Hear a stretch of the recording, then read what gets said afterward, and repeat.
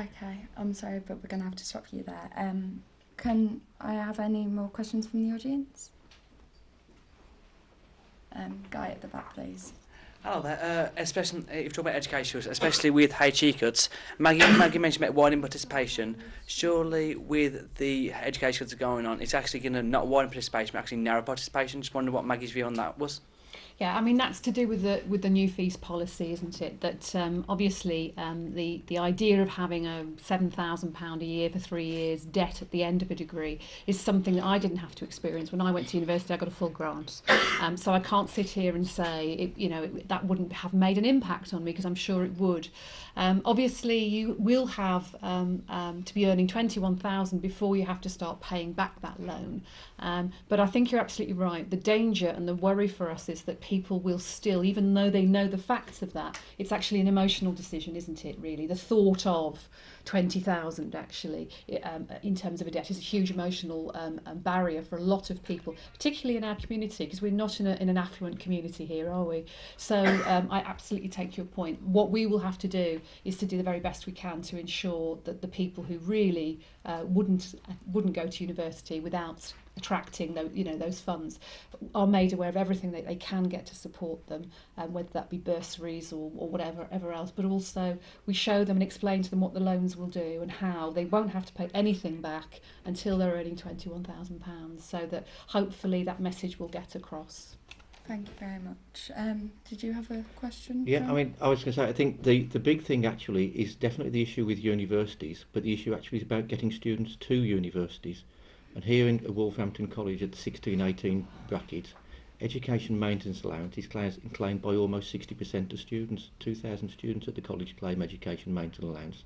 So when that is cut back, that is going to be a big issue for those students.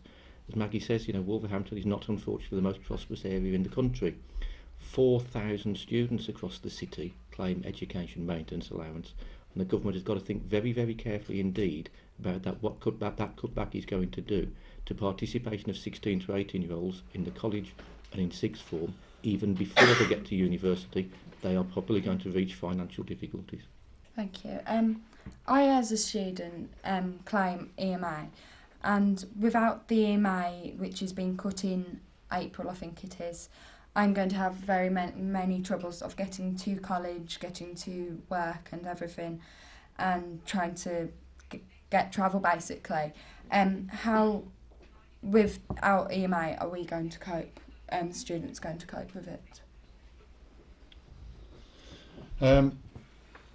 Certainly with the students that I work with, EMA is a big part of what they need to live. It's not necessarily about a carrot to dangle on. It is about their existence. A lot of people in foyer programs, certainly in the care system, in youth offending systems that are estranged from families, depend on that money too. I agree with John to a point that we're going to have to look at EMA and replace it with something that is probably a little bit better. I think EMA has been inconsistent up to yet in FEs and schools, purely because of the fact that prior to it being electronic, certain students could create their own EMA timesheet to be paid on. They could move to different lecturers, favourite lecturers that would turn a blind eye. So we're inconsistent with payments.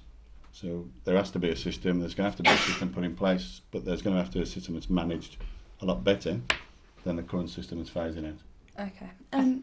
Sorry. Sorry, no, I was just going to say, I think one of the issues with the EMA is it was quite a broad stroke policy, and it obviously for many people is incredibly important, but at the same time, and I know John will disagree with this, but for many people it was just a nice luxury to have, and for most students, believe it or not, they will still come to college in this town without the EMA, and mostly the ones that really need it, we still need to get the money to. And the new version, which is going to be this enhanced learner support, which is the replacement, my worry about that is it won't be enough. I think we need something much more targeted to get to the people who really need it, and just the people who need it, not to everybody, unfortunately. I mean, it would be nice if it was everybody. If we had lots of money and the country was doing well, then I would say absolutely give it to everybody, but at the moment, in the situation we're in, I think it needs to go just to the people who actually need it. Okay. And Michaela, with you going to university and you want to do a law degree, how are you going to fund it with the higher tuition fees? With the tuition fees, I do understand that you are able to pay it back after the 21,000 threshold after you do earn that amount. So understanding that, I'm okay with it.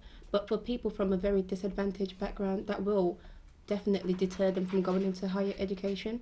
I have got the support to go to further education, but I do fear that people without the support will not go. But with the loans and the grants that will be provided to me, I do feel that I will be supported and will be able to go through with higher education. But with EMA, what I would like to say is I partially do disagree with what you said. Students do need the EMA to come to college. The quality of our learning will actually deteriorate as well. Students use EMA to buy equipment and to feed them while at college, to travel. And it should be there for those people. I'm going to just have to cut you there, that. as we've got a question in the audience.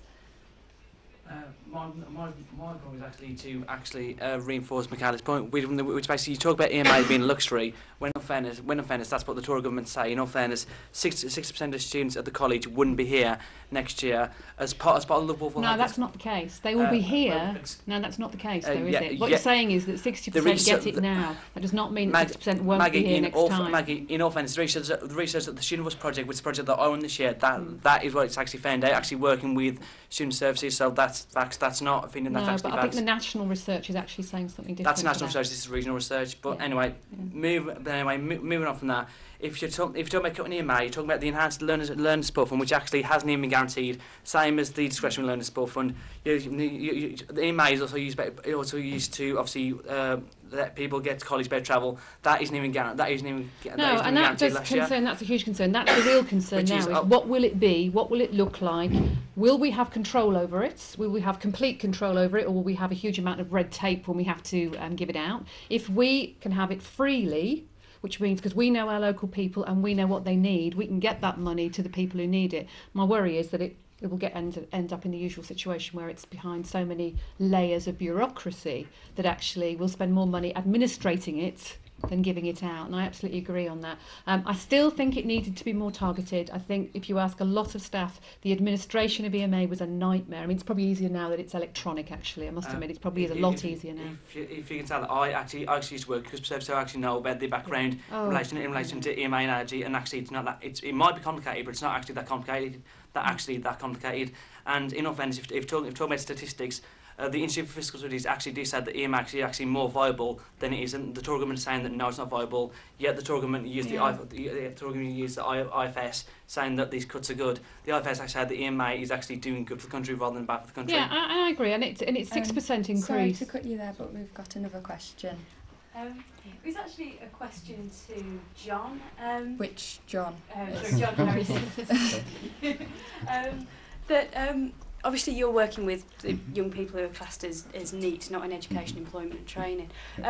What are the reasons? Why are there so many young people that are kind of, as it were, slipping through the net? What are the kind of barriers for them in terms of getting into education, employment or training? There's many different reasons. One of the reasons we don't use the term NEET is because that assumes a one-size-fits-all, and that's absolutely not the case. All of these young people that we work with are totally individual. Over 80% of the young people we work with and engage have already been failed in education through secondary school. They've been excluded or on modified timetables simply because they weren't understood. They've been labelled with ADHD, with Asperger's, with some sort of condition that excludes them from a normal classroom environment. So when they're already taking that negative experience of school, they're not likely to come to look for further education as an outlet.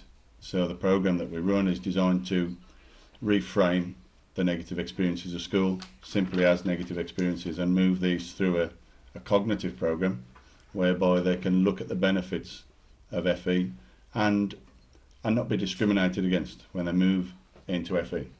Okay, I'm sorry, but we're very, very, very running out of time now.